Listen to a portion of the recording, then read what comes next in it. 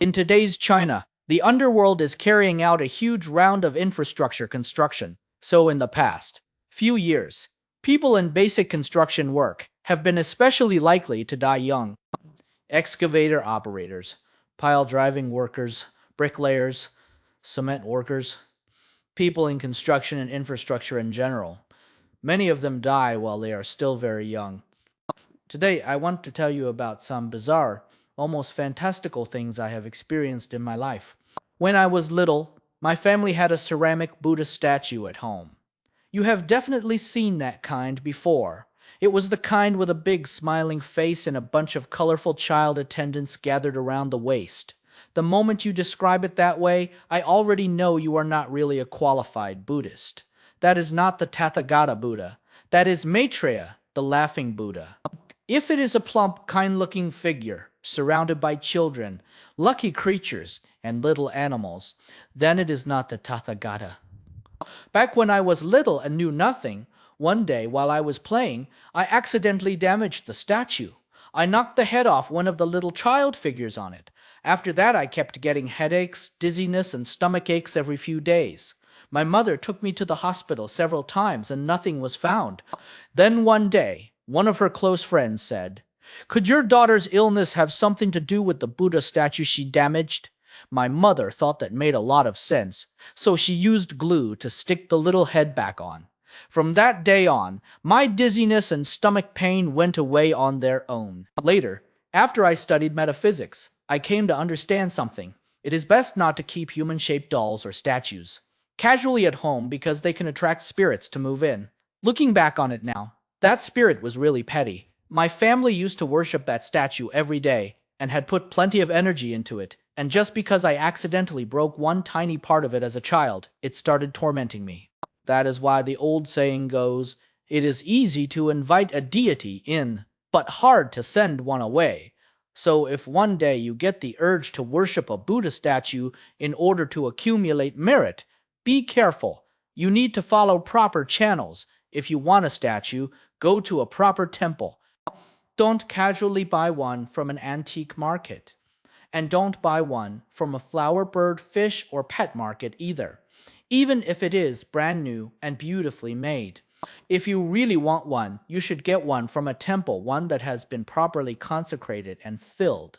In Buddhist terminology, that means the statue has had scriptures or sacred items placed inside it and has undergone a proper consecration ritual. If you turn over an authentic statue, there is often an opening or seal at the top or back where these things were placed inside. Taoist ritual objects work the same way. A proper monk or priest places the appropriate objects and texts inside, chants scriptures over them, and infuses them with spiritual force. That is what people call consecration. Only then is it suitable for worship, because then what resides in it is an orthodox deity, something legitimate, something with a kind of spiritual license. But if it is just something you bought casually at a market or from some random shop, then there is a problem. Inside it, there is no scripture, no relic, nothing sacred at all. And in that case, I can tell you that something else will almost certainly move in, especially if you worship it every day and keep offering incense to it. And what moves in may be any sort of spirit entity. It could be a wandering ghost, it could be an animal spirit. Foxes, weasels, hedgehogs, snakes, rats, even rabbits or birds. Anything can gain spiritual awareness. Even trees, plants, or strange rocks can become animated by accumulated spiritual energy. Do not imagine that these old spirits and strange entities are morally noble. They are not animal spirits, and wandering ghosts are often deeply full of resentment. They can be narrow-minded and vindictive, worse than some petty people you meet in daily life. So when they decide to take revenge on you, that is exactly what they do. In my case, fortunately, whatever was in that statue did not have much power, so the retaliation was limited. Now let me tell you another story. I live in Spain now, and here I have a Spanish female friend. She is about 50 years old, and I have known her a long time. One day, while we were talking about metaphysical topics, she suddenly opened up to me and said that she had once died and come back. She had suffered a sudden heart attack and was rushed to the hospital. Her soul floated up into the air, and she could see her own body and the doctors trying to save her. That part is actually consistent with many people's near-death experiences. Then she told me she saw Saturn. She flew into it and landed on it. She was incredibly excited. Because ever since she was little, she had thought Saturn was especially beautiful. Saturn, the ringed planet, had always been her dream destination, and she never imagined that at the moment of death, that wish would somehow be fulfilled. By the way, I have a fear of Saturn. I think Saturn is terrifying. I don't know why. It is this enormous planet with layer upon layer of rings. In ancient times, people thought they could only see two main rings, Ring A and Ring B, with a gap between them. But when Cassini flew by, we found out there are so many more layers. Those rings are unimaginably vast, about 6 Earth diameters wide in total, yet amazingly thin, made of glittering water ice, giant slabs of ice, some as large as household appliances. It is one of the great wonders of astronomy, far more magnificent than any mountain or river on Earth. So, yes, Saturn is the sort of planet you could, in spiritual terms, actually land on. If someone told you they landed on Jupiter, then you could kick them away, because Jupiter is a gas giant with no surface to stand on. But Saturn, Mars, Earth, Venus, and Mercury are terrestrial worlds, so spiritually speaking, it makes sense that she could say she stood there. She said Saturn was covered in huge gray rocks and craters, not actually that beautiful up close. Then suddenly, she was transported to another space. She sensed a being there, a higher dimensional life form, telling her, "It is not your time yet. Go back," she replied. "I don't want to go back." She was old and tired of life. The being told her, "Either return to your own body, or I can find you another human body to attach to." She thought it over and decided to return to her own body. Then she felt herself rising like she was in an elevator, level by level. On each level, she saw spaces where beings lived. On one of those levels, she saw her grandmother, who had died years earlier, and her grandmother did not seem to be doing very well. She kept rising until she reached the highest point, and then suddenly her physical body revived. By then, the doctors had already more or less pronounced her dead and stopped trying to save her. She was lying there as a dead person, and then, all at once, she came back to life, shocking everyone. A few months later, the hospital brought her in for a thorough heart examination, and in the end, they found no clear heart disease at all. The doctors thought it was incredibly strange. This woman is Spanish, and Spain is traditionally Catholic. She had been baptized, but she was not a truly devout believer. A close friend of mine in China was introduced to a reclusive master in the outskirts of Shanghai, the kind of person said to have real ability. He could see spirit entities. His fortune telling was extremely accurate, but he only looked at health issues and ignored everything else. Wealthy people from Shanghai would visit him and hand him large red envelopes. He said he donated the money to the temple and did not need it himself. My friend had breast cancer. The hospital wanted to remove one of her breasts. So she hurried to see this master, gave him a large red envelope, and asked whether she really needed surgery. He performed his ritual and said, "I have taken the tumor out for you." The next day she went back to the hospital, and the doctors were stunned. What had previously been a tumor had turned into a hollow area. There was nothing there. It was as if someone had scooped a piece out. The doctors said they had never seen anything like it. After that, my friend believed in that master completely. One time, the master told her that it is important to leave descendants behind, because in the future someone will need to burn money and make offerings to you after you die. He said that in the Chinese underworld, the most miserable souls are atheists and Christians. He could see that the poorest and most desperate souls there were exactly those people. People who have followed my channel for a long time know this basic point already. Today, the Chinese underworld has severe inflation, and it is doing major infrastructure construction. This is not me joking. Construction workers die and are recruited downward, almost like technical migrants. Since they have useful skills, they often get decent treatment down there, and they sometimes appear in dreams asking their families to burn them an excavator, a dump truck, and other equipment. Because inflation is so severe, burning paper cash or paper renminbi is not as useful anymore. If you are going to burn offerings, gold and silver ingots are more effective. That is what still counts on both sides. So, what that Shanghai master said is very valuable. Atheists are miserable after death because they become wandering ghosts and may suffer terribly. Christians do not necessarily become wandering ghosts, but if no one burns offerings for them, they end up living in poverty and hardship. I have always found this strange. Why can no one, across all times and places, clearly explain where people go after death? Or rather, why does every system say something different, and why do they contradict each other? I believe that after death, people enter different religious fields or dimensions according to the faith they held in life. But then why do Chinese people still mostly mix with Chinese people after they die? We never hear of the underworld being some giant ethnic melting pot. What about overseas Chinese? What about foreigners who believe in Buddhism or Taoism? Are Chinese Christians and foreign Christians handled separately? The answer is yes, absolutely. Chinese Christians and foreign Christians are indeed managed separately. In the spiritual world, it works a bit like the way human societies form nations and communities. A person's faith, ethnicity, and spiritual affinity all shape the social structure. The soul enters after death. That is what the underworld is like. And this is exactly why many so-called Chinese Christians cannot enter the Western Christian heaven. Instead, they still end up in the Chinese spiritual system, often in very harsh conditions, and on top of that, nobody burns offerings for them. Why? Because deep down, they do not truly believe. Many of them go to church for political asylum, for social circles in Canada, for free English lessons, for status. Outwardly, they have joined, but inwardly, their core code is still Chinese folk religion. I know a real example. There are many Chinese churches and many Buddhist temples in Vancouver.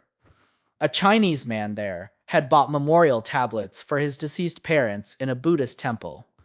Later, after he joined a Chinese church, he wanted to bring those tablets back and place them in a Christian setting. But he did not dare go himself. He was afraid the Buddha would get angry and strike him dead, so he asked a pastor to go. The pastor did not dare go either. Then that pastor invited two other pastors from neighboring districts, and the three of them went together, carrying Bibles and reciting scripture the whole way, as if they needed spiritual protection. The moment I heard that story, I understood. Those three pastors were also homegrown Chinese Christians deep down. They still believed in Buddha. At the final moment of life, they would probably cry out Amitabha before saying, God bless me. Their underlying code was still Buddhist, because ever since birth, the stories and names they heard were Guanyin, Tathagata, Buddha, Journey to the West, and all the rest. They grew up in that symbolic universe. Even if later they became pastors in the West, that original code was still there. So, what about people who had no clear faith in life, but were superstitious? Which spiritual realm did they belong to? That is also a very good question. Let me tell you an old story. When I was in Henan, I met a businessman from Xinxiang, practically one of the richest men there. We had only just met, but after talking for a while, he treated me like a confidant and asked a question he said he had never asked anyone before. He said, Mr. Wang, do you believe people have souls? I said, of course. Then he told me that when he was 18, five of them were driving to buy goods on a mountain road in Henan. Their Santana car plunged down into a ravine. Four people died on the spot. He was the fifth. He was taken to the ICU and lay unconscious for days before finally being revived. Other people told him he had been in that state for a very long time, but to him it felt like only a few minutes. He remembered it very clearly. He was walking on a road, in the mountains, neither modern nor ancient, under a huge bright moon. Two people were leading him, and one of them had a little mustache. He remembered that especially clearly. Then they entered a small temple. Inside was an old woman. She looked at him, then at the register in her hand, then back at him, and said, Why did you bring this one here? It's not him.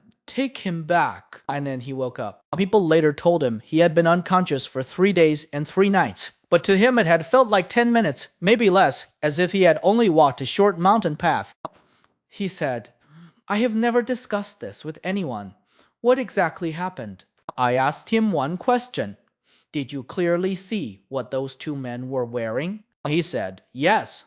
They were dressed just like ordinary men in ordinary suits. So I told him, then let me tell you what happened. You are an atheist, aren't you? He said, yes. How did you know? I said, because the two who led you away were not gods. They were underworld messengers, Yincha. The men in suits could easily have been two peasants or migrant workers from some nearby village or county. Usually they go in pairs to fetch a soul. They often make mistakes. The place they took you to, whether you call it a local shrine, an earth god office, or some receiving station for spirits, is simply the place responsible for the souls in your area.